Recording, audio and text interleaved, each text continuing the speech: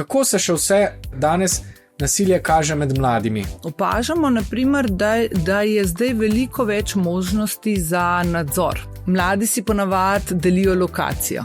To s tem ni nič narobe. Če pa en hoče v tem odnosu prevladati in vzpostaviti nadzor nad drugo osebo, je pa to zelo problematično. Ne? Poleg tega skozi se snemajo, pošiljajo fotke in lahko date ogromno gradiva, ki se ga da pa zlorabiti, če se ta odnos prekine. Ne? Jaz tudi, ko z otroki govorim, to mi kažejo na TikToku spodaj komentarje, in se temu, to se smejijo, ni me to smešno, ampak v bistvu ni smešno, če bi nekdo zdaj tukaj stal, v nevirtualnem svetu in te stvari govoril eni osebi, to je grozno, eni rečejo, nasilje ne deluje.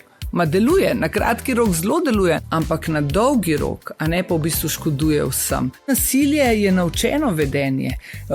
Tudi tega si se mogel naučiti in se lahko tudi odučiš.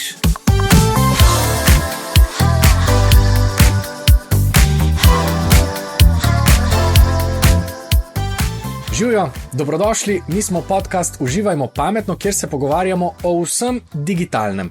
Verjamemo, da je digitalni svet naša odgovornost in da ga lahko skupaj naredimo lepšega, bolj prijaznega in nasploh boljšega. Tudi tako, da govorimo o komunikaciji in o sovraštvu, ki ga je lahko na spletu veliko. Danes je z mano Tjaša Hrovat, svetovalka iz Društva za nenasilno komunikacijo. Živjo. Živjo. A nam lahko na začetku orišeš, kaj pravzaprav je Društvo za nenasilno komunikacijo? Kaj počnete? Ja, kljub temu imenu je Društvo za nenasilno komunikacijo organizacija, ki se več ukvarja z nasiljem, kot pa z nenasiljem, žal, ampak seveda to je prepleteno. Smo nevladna organizacija, ena največjih na tem področju, v Sloveniji se mi zdi največja. Ukvarjamo se z ustavljanjem in preprečevanjem nasilja, imamo skoraj 40 zaposlenih, 70 prostovoljk in prostovoljcev nam pomaga, zelo veliko programov imamo za žrtve nasilja, imamo 2 varni hiši, svetovalne programe, skupine za samopomoč, izvajamo tudi programe za povzročitelje nasilja, reče se jim trening socialnih veščin, programe za starše, ki bi se radi naučili kakšnih novih veščin, vzgojnih, imamo trening starševskih veščin, vključijo se pa lahko tudi otroci, mladi, ki imajo izkušnjo nasilja, ali da so ga povzročali, ga povzročajo, ali da so ga izkušali. Poleg tega pa seveda veliko tudi osveščanja, na socialnih omrežjih se trudimo biti aktivni, publikacije izdajamo, izobraževanja izvajamo, se pravi, res želimo problem nasilja reševati celostno, z različnih vidikov in z različnimi programi. Super, mislim, da se bova tudi midva lahko danes dotaknila ogromno tem. Še prej pa me zanima, kako si pa ti osebno prišla na to pot dela z nenasilno komunikacijo, kaj te je pripeljalo do tega? Kot študentka sem iskala neko prostovoljno delo, kjer bi hkrati se lahko nekaj naučila. Jaz sem zelo taka vedoželjna, rada zbiram nova znanja in pa tudi nekaj prispevala v dobro skupnosti. Tako da sem potem slišala, da na Društvu za nenasilno komunikacijo so zelo dobra uvodna usposabljanja in obsežna za prostovoljke in prostovoljce in to drži, sem potem preizkusila, drži. Pa hkrati me je zanimala, takrat so ravno odpirali pravim, ker še nisem bila takrat zaposlena, varno hišo prvo in se mi je zdelo tako zelo zanimivo, kako življenje tam poteka, kako je v varni hiši, to je na tajni lokaciji, se pravi, to je nekaj tako skrit, ga ne more kar vsak tja in se mi je zdelo to super, se pravi, eno je ta radovednost, in pa hkrati to prispevati. Ja, zdaj si odprla prvo vprašanje, ki me zelo zanima, kako pa poteka življenje na varni hiši, se pravi, je kako drugačno od življenja sicer, kaj so tisti parametri, ki jo definirajo? Se pravi, jaz sem začela tam delati kot prostovoljka, sem se družila z otroki, ampak to je bilo že ne vem katerega davnega leta, potem sem pa prvih 7 let, ko sem bila zaposlena na Društvu za nenasilno komunikacijo, delala kot svetovalka v varni hiši. Zdaj, kaj jo razlikuje navzven, ni razlike od drugih malo večjih družinskih hiš, z veliko sobami. Razlikujejo pa to, da mora biti na tajni lokaciji, ker jo prav tajna lokacija dela varno, a ne, plus seveda varnostni načrti, sodelovanje s policijo po potrebi, ampak v osnovi je to prostor, kamor se lahko ženske, ki so ogrožene, a ne, to niso samo ženske, ki so doživljale nasilje ali pa doživljajo nasilje, pa se nimajo kam odmakniti, ne gre za to, da če bi se odmaknile, ne vem, k prijateljci v svoje stanovanje, bi bile zelo ogrožene, a ne, zato potrebujejo en čas, da se odmaknejo nekam, kjer jih povzročitelj ne more najdati in da potem speljajo vse postopke za svojo zaščito, jih sprožijo, da lahko potem nekako, a ne, zaživijo spet izven varne hiše. Sicer, kdaj si ljudje predstavljajo, ne, so nas kdaj sprašvale ženske na teh pogovorih, preden pridejo v varno hišo, a to ti res prebarvajo lase, a bo mogla imeti lasuljo, pa tako ne. Ne, seveda mi se trudimo, da je življenje čim bolj običajno, ne, kot dopuščajo varnostni mehanizmi. Naredi se varnostni načrt, ampak ženska lahko tudi nadaljuje hod v službo z nekimi ukrepi varnostnimi.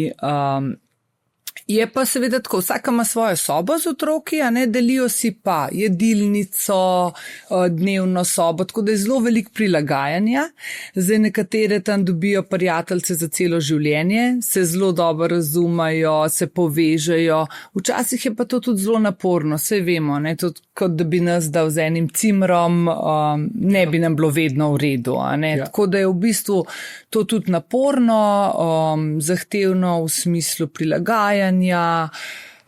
Zahtevno je tudi zato sploh, če imajo ženske majhne otroke, ker ne more malo pridati mama, pomagati pa paziti otroke, ne more priti prijateljca na obisk in tako, ne, ni nobenih obiskov, to je tudi glavna razlika.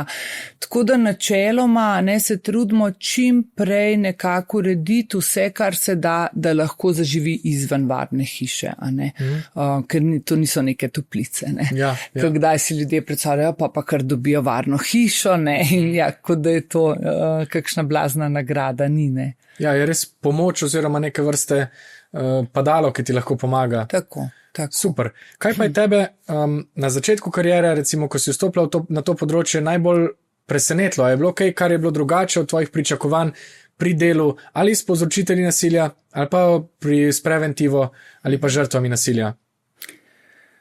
Kaj me najbolj presenetilo? Jaz bi rekla, da to, koliko nerazumevanja nasilja je obstajalo takrat, ko sem začela delati, še vedno ga, mogoče zdaj malo manj, tudi med strokovnimi delavkami pa delavci, ne samo med laično javnostjo, ne. Koliko morajo žrtve, s koliko predsodki se srečujejo in pa predvsem to, koliko morajo one narediti, da nekako lahko zapustijo ta odnos, ne? Ker nam se zdi, da če pa z nekom nočeš biti, je tvoja osnovna pravica, da rečeš, jaz nočem biti v tem odnosu in greš, ne?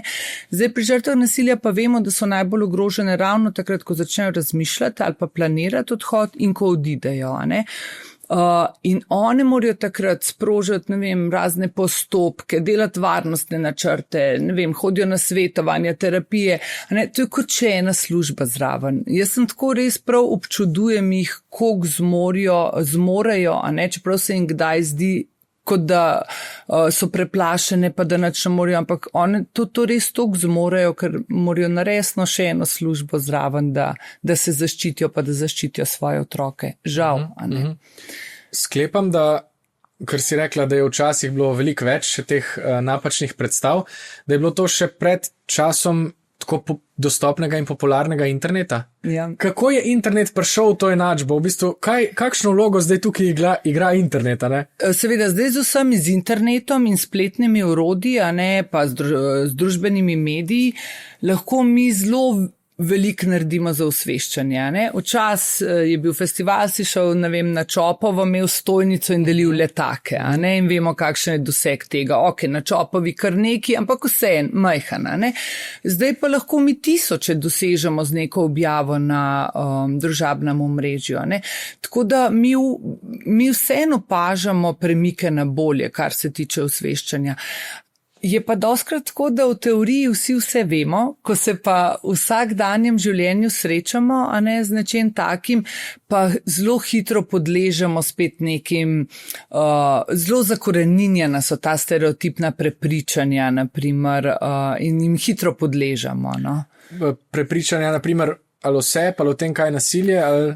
Ljudje zelo hitro, naprimer, vsak bo rekel, seveda je za nasilje vedno odgovoren povzročitelj, ne? Vsak bo to rekel jasno, ampak potem se pa hitro začne, ja, če bi meni nekdo to naredil, jaz bi takoj šla, pa zakaj je pa šla do njega v stanovanje, se je vedela, kakšen je, ne? To je tako tipično prelaganje odgovornosti za nasilje na žrtvo. Tega je ogromno in potem žrtev ponavadi že tako težko spregovori o tem in če na tak odziv naleti in tudi doskrat zato ne spregovorijo, ker se bojijo takega odziva, bo potem verjetno umolknila. Ampak se pravim, v teoriji bo pa vsak rekel, jasno, da ni žrtev kriva, če je nekdo nasilen do nje. Naprimer, to je eno od takih zelo globoko zakoreninjenih prepričanj. Ja. Super, v bistvu sej tudi prepričanja se lahko spreminjajo, tako kot se spreminja vedenje, ne? In velik del tega dela za ozaveščanjem pravzaprav cilja prav ta prepričanja, ki jih imamo. Tako drži, ja. Kaj pa je potem nenasilna komunikacija v praksi? Zdaj sva govorila malo o prepričanjih, pa mogoče tudi o nasilju. Kaj pa je zdaj nenasilna komunikacija? Nenasilna komunikacija je v bistvu, asertivna komunikacija. Če zdaj imamo mi en tak spektr, da lahko ali smo čist pasivni, ali smo agresivni, ali smo pasivno agresivni. Kadar komuniciramo nenasilno, asertivno, pomeni, da upoštevamo svoje meje, upoštevamo svoje potrebe, čustva, sledimo nekim ciljem, ampak hkrati pa upoštevamo tudi drugo osebo. Ne povozimo druge osebe, njo slišimo, upoštevamo potrebe druge osebe in tako. Se pravi, to je neka komunikacija, s katero lahko dobre odnose gradimo in pa zelo pomaga pri reševanju konfliktov, ker je to komunikacija, ki razreši konflikt ugodno, za obe osebi, da se dobro počutimo tudi po razrešenem konfliktu, da ne eskalira v nasilje. A ni pa na nek način ravno v konfliktnih situacijah težje komunicirati nenasilno, če tega mogoče nismo vajeni ali pa če to ni del ravno naših navad? Tako, absolutno. Zdaj tako, ločiti moramo konflikt od nasilja, seveda, ker konflikti so, vsi jih doživljamo, vsi se soočamo z njimi, so neizogiben del vseh odnosov in tudi popolnoma neškodljivi, ni se nam jih treba izogibati. Medtem ko nasilje, na srečo, bodo imeli samo manjšina izkušnjo nasilja v svojem življenju, je pa nasilje po drugi strani zelo nevarno, ima zelo specifične cilje, škodovati drugi osebi, jo ponižati, razvrednotati se, jim maščevati, jo podrediti, to so cilji nasilja. Medtem ko pri konfliktu gre v bistvu za nek trg različnih želja, interesov in zdaj dve skupini ali pa dve osebi želite to nekako razrešiti, da bo obema ok. Ampak, tako kot si rekel, kako razrešujemo konflikt, je pa zelo pomembno, da imamo veščine nenasilne komunikacije, da ne gremo mi na moč, kdo bo koga, kdo bo zdaj zmagal, a bo moja obveljala, a bo tvoja obveljala. To gre potem zelo hitro lahko preraste, v kakšna neustrezna vedenja.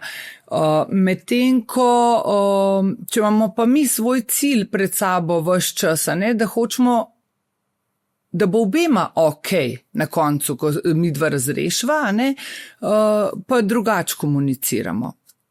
Ja, lahko to pogledava kar na enem konkretnem primeru, recimo, da sva mi dva, kaj bi lahko bila, brat in sestra, in da se prepirava glede, nekega avtomobila ali pa mogoče dediščine.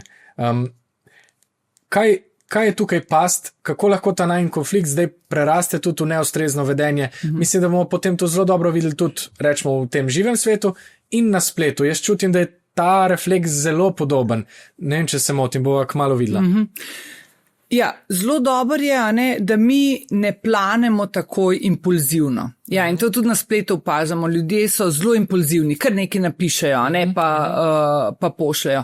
In tudi, ko zdaj, če bi se midva kregala glede avtomobila, hitro pride do tega, da zraven potegnava celo svojo zgodovino, a ne kot brat in sestra. In potem že pozabo, okrog česa se sploh prepirava, a ne, in se pogovarjava o tem, a je mama teb pri 5 letih, ne vem, dalj časa te v vrtec vozila kamene, a ne.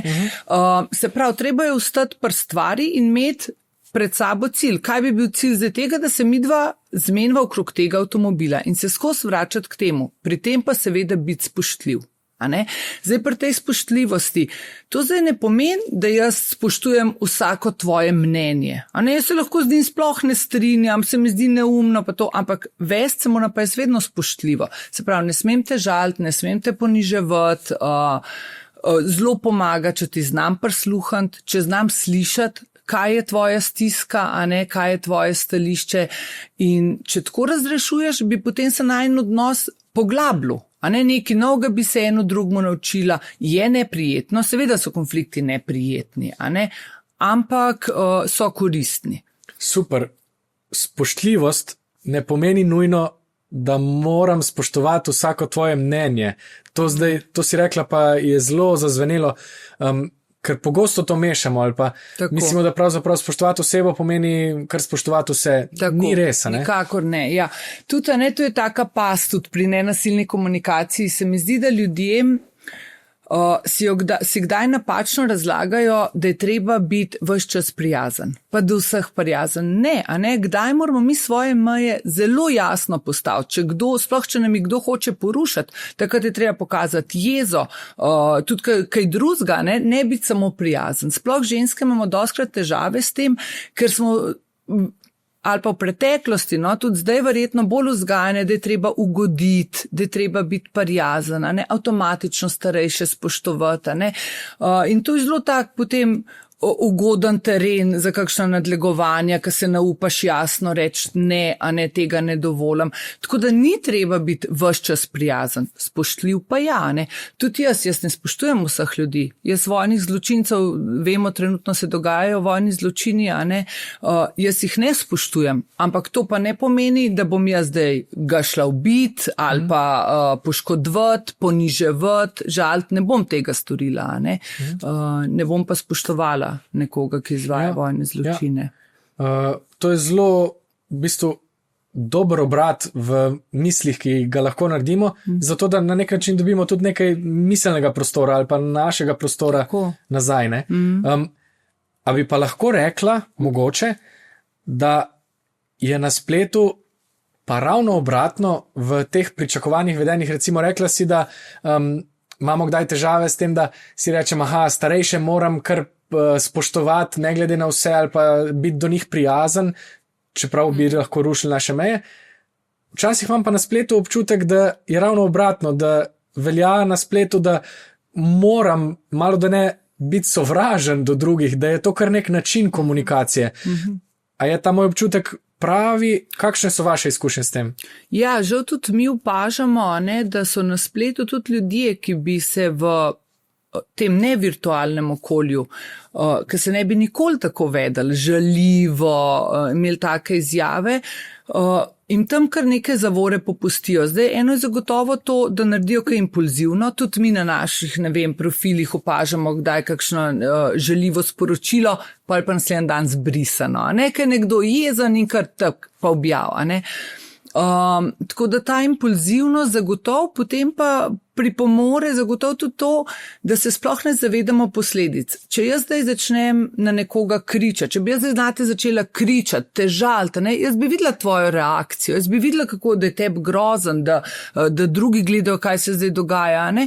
Tam pa sploh nimaš pred očmi, da je tam vse, da je to ena oseba, ki bo to videla, slišala, ne, in da boš ravno tako jo lahko škodoval, jo prizadel in tako naprej, ne.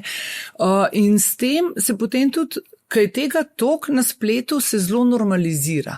In mi vemo, ne, jaz tudi, ko z otroki govorim, to mi kažejo na TikToku spodaj komentarje, a ne, in se temu, to se smejijo, ni me to smešno, ampak v bistvu ni smešno, če bi nekdo zdaj tukaj stal, a ne, v nevirtualnem svetu in te stvari govoril eni osebi, to je grozno, a ne, in tudi dejansko so posledice, sej vemo, da osebe, ki veliko objavljajo, pa dobijo veliko sovražnih komentarjev, da imajo zelo realne posledice v zelo realnem življenju, a ne samo v virtualnem, tako da se tega premalo zavedamo skriti za ekrane. Kaj pa je recimo potem tvoj odziv, če skupina otrok, gledate nek TikTok, pa so od spodaj žaljivi komentarji, pa se ta skupina odzove, kako dobro, nekak tako. Kaj je potem recimo smiselen odziv na to? Ker najbrž se ne moramo boriti z mlinom na veter, tako da samo udarjamo svoje nazaj, si predstavljam. Ja, zdaj se mi zdi, da smo starši, učitelji, učiteljce, a ne, smo po moje prvič v zgodovini v neki taki poziciji, da vemo manj o nečem kot otroci, ki jih bi mogli učiti v življenju, a ne, ker njim je vse to toliko domače, celo spletno okolje, da se mi zdi zelo dobro, da tukaj ne gremo takoj v to moralizirajočo pozo in sam dol, pej dol z ekranov, pej dol z telefonov, tako včasih počnemo, a ne, ampak da pokažemo zanimanje, da pokažemo, da smo zraven, kar nam kažejo, ker potem nam lahko tudi pokažejo stvari, a ne, ki niso ok, in nam to odpira potem možnost za debato. In spet, a ne, dobro je, da se odpre debata, ne samo tega ne smeš, to ni v redu, a ne, ampak da malo preizprašuješ to, a ne, kako bi se ti počutil, če bi nekdo to, ne.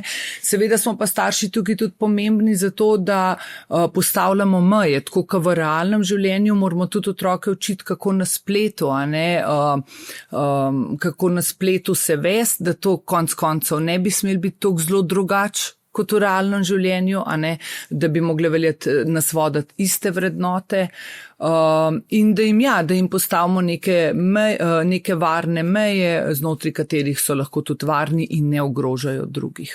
Če sem te prej prav razumel, si nasilje definirala kot vedenje, ki ima cilje škodovanja, poniževanja, pa kaj še do druge osebe? Podrediti si jo, se ji maščevanja. V tem smislu je sovražni komentar že sovraštvo, ne? Če je usmerjen proti drugi osebi in jo želi res ponižati ali pa kakorkoli škodovati.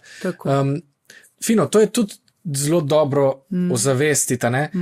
Ker kar naenkrat, ko postavimo to v širšo sliko, zadeve postanejo veliko bolj tehtne, resne, težje in potem tudi do njih lahko vzpostavimo drugačen odnos. Kako se še vse po tvojih izkušnjah danes nasilje kaže med mladimi? Zdaj zanimivo, a ne? Eno je, da nekatere oblike so zelo, zelo enake kot v odnosih med odraslimi, kadar je prisotno nasilje, ali pa kot so bile, 50 let nazaj, a ne? Seveda z nekaterimi specifikami. Opažamo, naprimer, da je zdaj veliko več možnosti za nadzor, a ne? Nadzorovanje. Zdaj, mladi si ponavadi delijo lokacijo. To s tem ni nič narobe, seveda, ne? Če gre za en enakovreden odnos, spoštljiv odnos, je to čisto ok, ne?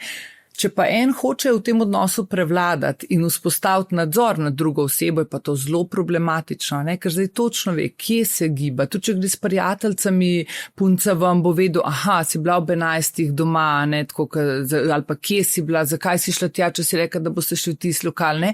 Mislim, ta nadzor je zdaj lahko neprestan s temi orodji, ne? In to je zelo problematično.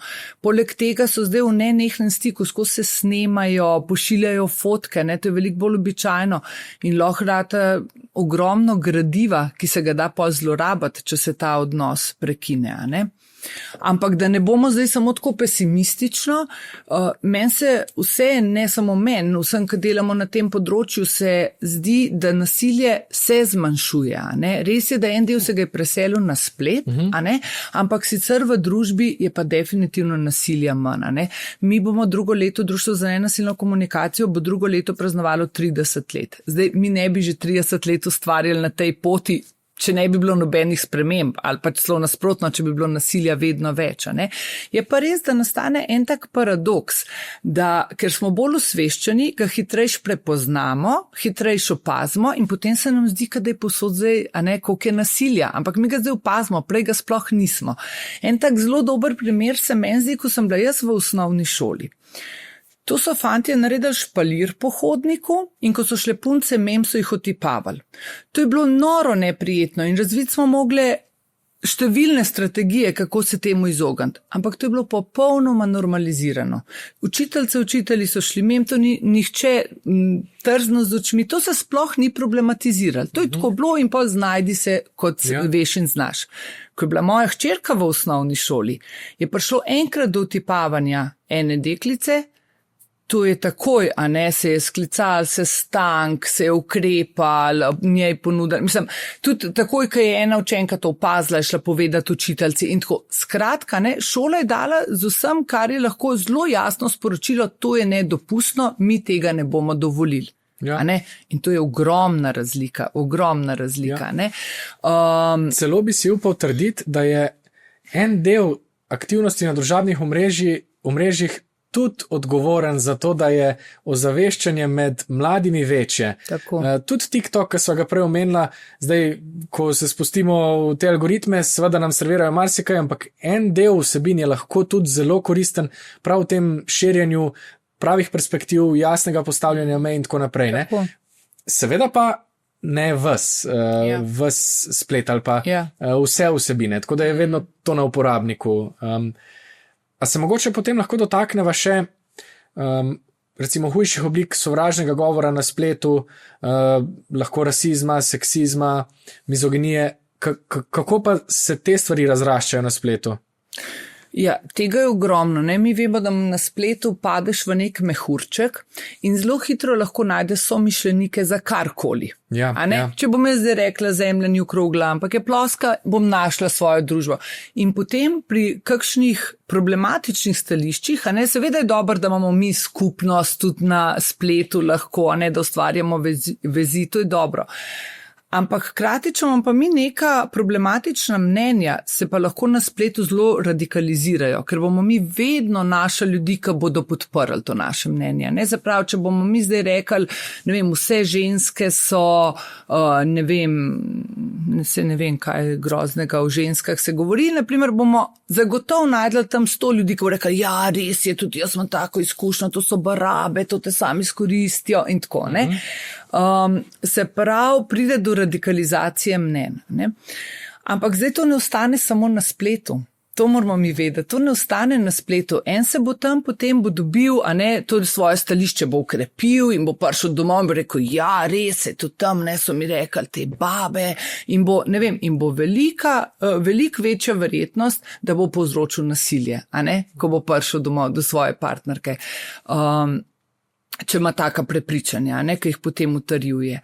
Zanimivo je, da se izpostavlja tudi eno drugo dimenzijo, ki jo doslej v naših pogovorih še nismo slišali. Tudi to, da potem lahko prerastajo v, rečemo, nevirtualno življenje, kot si rekla, Tako. In imajo posledice na drugih ljudeh, ki mogoče niso povezani s tisto spletno skupino, zato ker krepijo, širijo neka spet prepričanja, ki so ekstremna, sovražna in nastrojena proti drugim. In zelo konkretna. Mi smo tudi videli v času pandemije, ko je bilo ogromno sovražnega govora proti Kitajcem, proti pripadnikom azijskih narodov. Takrat so dejansko bile raziskave, ki so pokazale, da se v Ameriki nasilje, na ulici nasilje, do skupin prebivalcev, ki so bili azijskega porekla, bistveno povišalo. To je pa potem čisto konkretno, kako se potem to vsela. Ker ti imaš lahko neko, se pravim, problematično stališče, ampak pol tega pa tam podkrepijo v neki tej skupnosti v tvojem mehurčku spletnem, in se počutiš pol upravičenega, da jasno, boš pa zdaj komot povzročiš nasilje, si upravičen do tega. Tako da, kdaj se zdijo stvari, tako nedolžne, ali pa se je bila sam šala, pa te šale v posilstvu, pa v neumnih blondinkah. To se vse zdi tako, pa ne biti zadrta, kaj zdaj, vsako stvar kompliciraš, ampak to je ta podstat, na kateri potem nastaja nasilja. Ne? Zato je treba že tukaj ustavljati. Ravno zdaj sem naletela na Facebooku na eno voščilo nekega starša svoji 18-letnici, je opisal nek njun pogovor. In v tem pogovoru je vprašal, a ni brez veze, da se kregata z bratom, pa nekaj me, jaz se pa kdaj prav rada z bratom malo za brez veze skregam, da se malo spucam. In on je to zaključil kot tako mlada, pa že ženska. Ne? Ne? To je zdaj verjetno tam potem 100 smajljev, spot lajkov, a ne? To je zelo žaljivo, a ne? To pomeni, ne, ženske so prepirljive, ženske se rade kregajo, a ne, pol, se pravi, jih je treba malo ukrotiti, a ne, vse to lahko pol speljamo naprej. Zdaj ne govorim, da je s tem človekom, da je ta človek v realnem življenju, okay, ampak tako sli se zelo nedolžno, a ne, zagotovo ima zelo rad to svojo hčerko, ampak lahko bi kakšno lepšo popotnico ob 18. rojstnem dnevu dal. Vse podobno najbrž kot v primeru, ko si ga opisala recimo iz svoje šolske izkušnje ali pa izkušnje danes, se tudi te stvari, upam, v zaznavi ljudi pa v našem dojemanju spreminjajo. Ne? In zanimivo, ravno pri humorju pa tudi jaz vidim trenutno eno tako močno presečišče vprašanja, kaj je humor, pa kaj je pravzaprav lahko sovražni govor ali pa nekaj, kar je obsojenja vredno v resnici. Ne? In tukaj si zdaj pokazala lepo lečo, s katero lahko gledamo na takšne stvari, se mi zdi. Poleg tega pa je na spletu še ta dodatna okoliščina anonimnosti. Recimo v primeru, ki si ga opisala, ni bilo anonimnosti, se mi pa zdi, da lahko anonimnost še bolj podkrepi kakršnokoli sovraštvo ali pa mu da večji razpon. Vsekakor, ja. Fino. Jaz sem vesel zato, ker danes odpiramo malo drugačne perspektive na teme, okrog katerih se pogosto vrtimo. Hotel sem te vprašati, pa vem, da je to nemogoče vprašanje, zato ker ga zastavim vsakemu gostu. Govorila si o tem primeru širjenja recimo sovraštva prek sovraštva do neke skupine, ki se pol preseli tudi v resničnost. Tako. Kaj pa zdaj lahko naredimo, da to zaustavimo? Kaj so naši vzvodi kot družba ali pa kot posamezniki? Včasih se nam zdi, ne, najlažje se je postaviti v eno pozo in govoriti, kaj bi drugi mogli narediti, ne, pa kaj bi mogli center narediti, pa policija, pa država. Seveda, mi tudi na Društvu za nenasilno komunikacijo, mi delamo tudi da spodbujamo sistemske spremembe zakonodaje, ko so potrebne, ne. Vse to je potrebno, ampak vsem pa ne smemo pozabiti, da imamo mi kot posamezniki tudi zelo veliko moč, ne? Ker mi izbiramo naše vedenja, izbiramo kakšna sporočila bomo dajali, kakšne odnose bomo gradili in to se mi zdi zelo pomembno, ne? Da že to, če mi nasilje prepoznamo in odreagiramo, ne pogledamo stran, ko opazimo nasilje, da v eni družbi, če bi bili, da bi rekli, to ni okej. Ne moreš tako govoriti z njo, naprimer, a ne? In da ga sami ne povzročamo, že to je zelo, zelo veliko, a ne? To je velik prispevek in več, ko bo takih, ki bodo problematizirali nasilje, ga bodo ustavljali, ga ne bodo povzročali, ne? Bolj varna družba bo, ne? In bolj se bomo v njej počutili. Ker se konec koncev tudi te, ki nasilje povzročajo, ne? Zakaj ga povzročajo? Oni na nek enostaven način dobijo tisto, kar hočejo. A ne, hiter prideš do cilja. Eni rečejo, nasilje ne deluje. Ma deluje, na kratki rok zelo deluje, ne? Če se bom jaz tebe bala, bom marsikaj naredila, kar sicer ne bi, a ne? Ampak na dolgi rok, a ne, pa v bistvu škoduje vsem. In tistim okoli, ker se počutijo manj varne v družbi, žrtvi, itak, a ne najbolj, ampak tudi povzročitelju, ker na dolgi rok njemu taki odnosi razpadajo, ne vem, partnerka se ga boji, otroci se ga bojijo, mogoče nima stikov, lahko gre v zapor ali dobi druge kazni. Se pravi, ne, na dolgi rok se tudi povzročitelju to res ne splača, a ne. Tako da je vredno vlagati v učenje novih veščin, ne? Ker to je v bistvu, to je veščina, ne? Tudi nasilje je naučeno vedenje, tudi tega si se mogel naučiti in se lahko tudi odučiš. Vemo sicer, da več let kot neko vedenje ponavljaš, težje ga je spreminjati, ampak vedno ga je mogoče, ne? Zdaj v bistvu govoriva, jaz si ves čas vlečem vzporednice, govoriva bodi si v nasilju v medosebnih odnosih, bodi si v nasilju na spletu. Enako bi lahko rekli, da gre spet za vedenje, ki ga lahko spremenimo, se ga odučimo, postopamo drugače. Ne? Tako, kako pa lahko splet negativno si predstavljam vpliva tudi na nasilje v medosebnih odnosih, a je to tam še kakšna dodatna oteževalna okoliščina, razen recimo te želje ali pa potrebe po nadzoru, ki si jo omenila? Ja, vsekakor je oteževalna okoliščina. Zdaj, naprimer, ko delamo varnostne načrte, moramo vedno upoštevati tudi vse aplikacije za sledenje. Naprimer, ženska preden gre v varno hišo, zdaj treba pogledati, kje mogoče sledi partner, bivši partner. Tako da zalezovanje je veliko več, ker je toliko več možnosti zdaj za zalezovanje. Potem ta nadlegovanje po družbenih omrežjih, tako neprestano, ne moreš se temu izogniti. Ni tako kot prej nekam greš, zapreš vrata in saj tukaj sem varna. Zdaj nisi potem kar naenkrat nikjer več, ker od povsod lažne profile lahko povzročitelj ustvarja, prek lažnih profilov te kontaktira, ti sledi in tako da razširja možnosti za povzročanje nasilja. Kar nas skrbi. A imaš slučajno kakšen dober primer pozitivnih vedenj, ravnanj, ki pa lahko se oblikujejo bolj varen ali digitalen ali pa rečemo analogen prostor? Kaj bi bil smiseln nasvet mladim, učiteljem, ne vem, ljudem, ki preživljamo čas na spletu, kako lahko te prostore delamo manj nasilne, bolj varne, bolj prijazne? Mogoče, če štartamo iz tega, da tudi sami bomo bolj slišani, bolj upoštevani, če se bomo vedeli, komunicirali na način. Se pravi, to tudi nam v korist, bomo bolj varni skupnosti. Kakšen tak nasvet, zelo konkreten za mlade bi bil, si na hodniku, v šoli in vidiš, da neko dekletem, da je neprijetno, da je tam v kotu, da nekdo zraven nje stoji in vidiš, da njej ni prijetno. Zdaj lahko bi to zignoriral, ni moja stvar, niti je ne poznam, greš mima.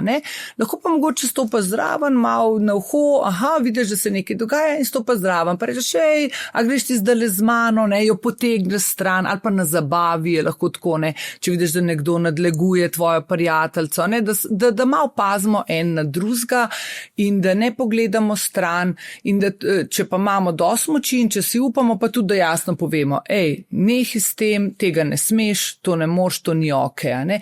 In več, ko nas bo takih, da si bomo upali reči, seveda ni vedno taka situacija, je čisto razumljivo, da vedno ne moreš to, ampak več, ko bo takih, bolj varno okolje bo. Kaj je ničelna toleranca do nasilja?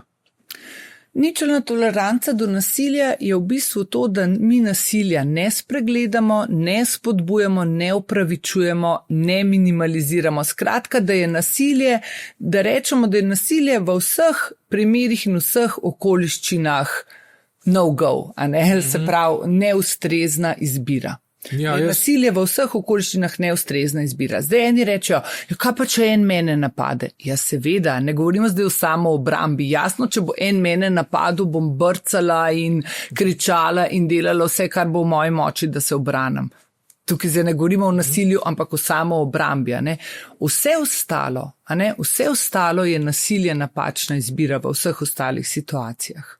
Ja, super. Jaz nisem vedel, da imam to stališče, ampak zdaj vem, da imam ničelno toleranco do nasilja in da je to odlično. V bistvu nekaj, kar lahko gojimo, pri sebi in pri drugih. Tako. In tako, kot so danes opisala, te razsežnosti tega so zelo široke. Od življenja na spletu do življenja na ulici, na zabavi ali pa v domači hiši v končni fazi. Super.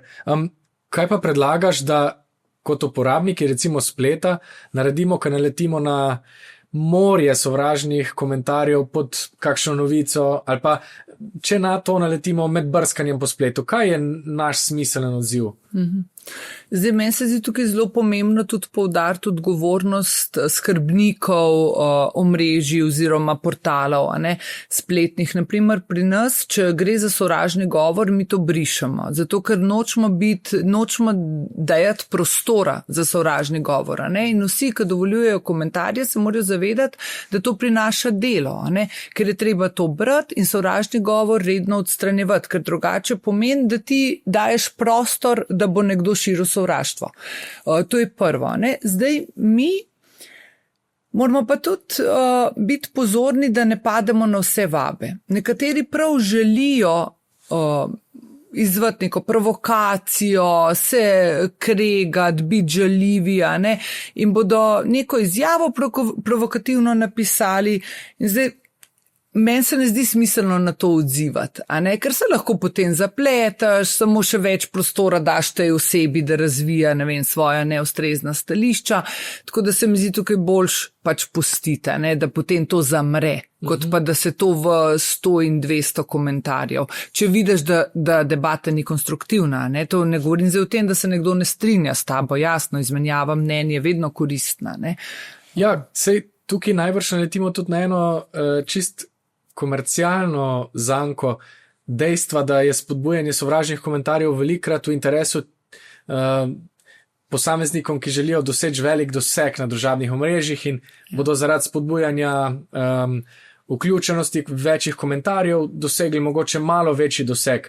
Mislim, da se tudi tu mi kot uporabniki lahko zavemo, da potem samo smo jadra nekomu, ki želi velik doseg, gorivo je pa sovraštvo, kar je pa spet še slabše. Točno tako. In tukaj se moramo zavedati, da je vsem treba slediti svojim vrednotam, in da tako kot si rekel, ne spodbujati tega samo za majčkano večji doseg, a je vredno, meni se ne zdi. Te lahko prosim še za tvojo zaključno misel, piko na i, ki bi jo predala našim poslušalkam, poslušalcem, nekaj, s čimer se od njih posloviva. Kot posameznice in posamezniki imamo moč, da izberemo vedenje, ki bo pripomoglo k varni skupnosti, da se bomo ljudje počutili sprejete, slišane, upoštevane, tako da dajmo izbrati takšno vedenje in vsem nam bo boljše. Se strinjam.